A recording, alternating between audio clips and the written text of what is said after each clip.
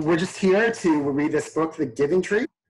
It's an excellent book, if you've never read it, by Shel Silverstein, who was a writer in the 50s, and he wrote some excellent books, like Where the Sidewalk Ends, and this is one of his allegorical child's tales about a boy in a tree.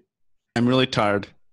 So let me ask you a question. Do you feel like, as a parent, you're sacrificing yourself to the detriment of your physical and emotional health as this tree? You should expect this.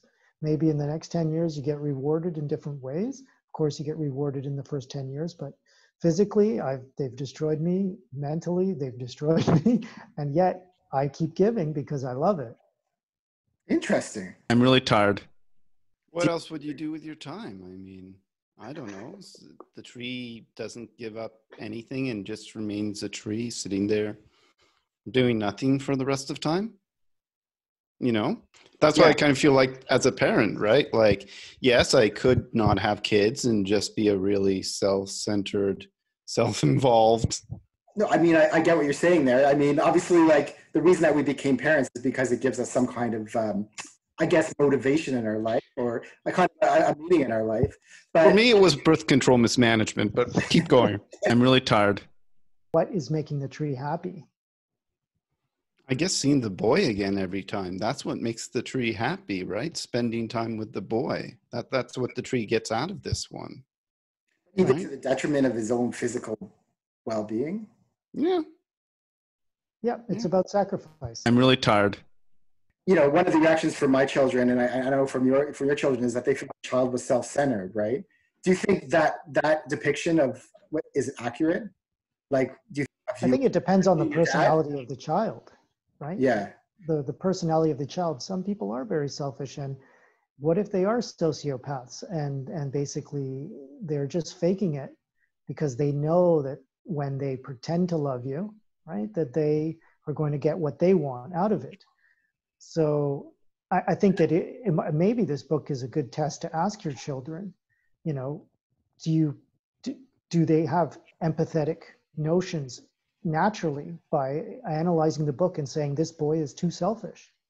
You know, it's a teaching lesson there. So this is like, oh, I see what you mean. So this book can be kind of used as like a litmus test to see if your child is a sociopath or is like, you know. I doubt this is a very good, I wouldn't say the whisk and the why or the any psychological metric is going to come out of this, but you know, and at what stage, at what milestone is the child learning empathy, right? I'm really tired.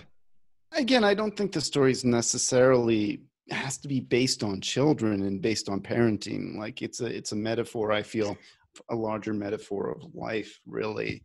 And it's about the sacrifices you make, right? I just want to expand on what Doug is saying. Like, Doug is saying that this is a more general metaphor.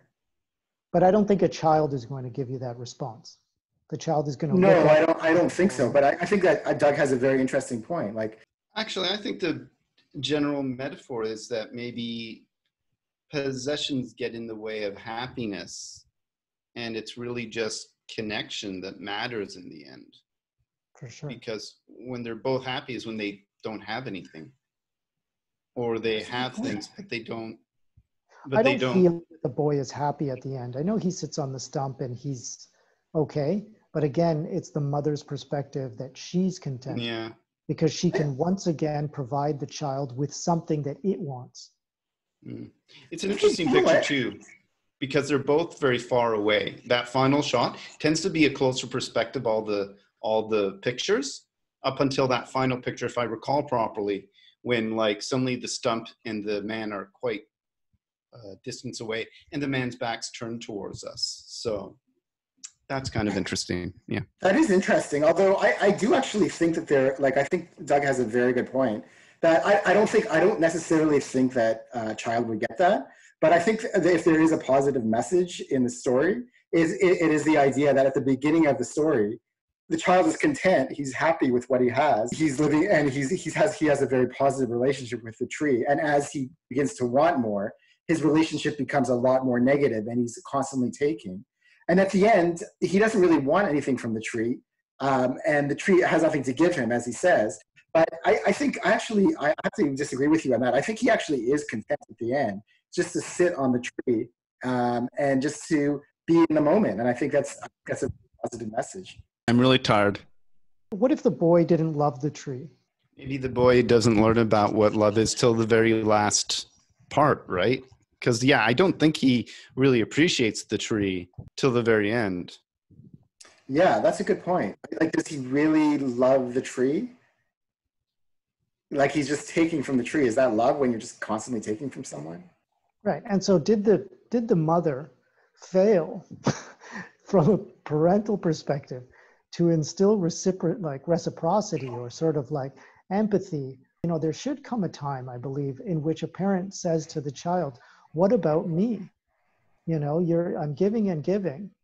And there comes a moment, I think, in maybe adolescence where you say, wait a second, you know, my mother wants to have her fun. I'm not the center of her world. I totally agree. I think the message in that story, if you read it from that perspective, I think she actually does a pretty poor job of instilling that value in her child, because he's basically just taking from her, and I think that partially that's her responsibility, because she just allows him to take whatever it is she wants, right? So I agree. I think that it's a terrible. I think it's a terrible. She's not a very good parent. No. She's got lots of love, but not enough discipline, right? And it's that balance that raises healthy people. Yeah, who Exactly. function. I agree. I think there's a lack of balance for sure. I totally agree. Yeah, one could look at it as an unhealthy codependent relationship, you know. Did you say someone? I mean, someone, yeah. I mean, just in general.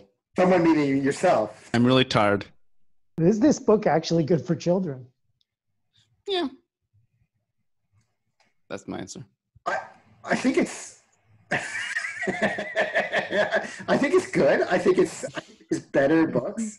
I don't think the kids get much out of this book, except for the fact that the child is selfish, and that if you discuss that, right? But you know, as long as they're at a certain age where they recognize that you got to give, you know, you can't be just selfish all the time.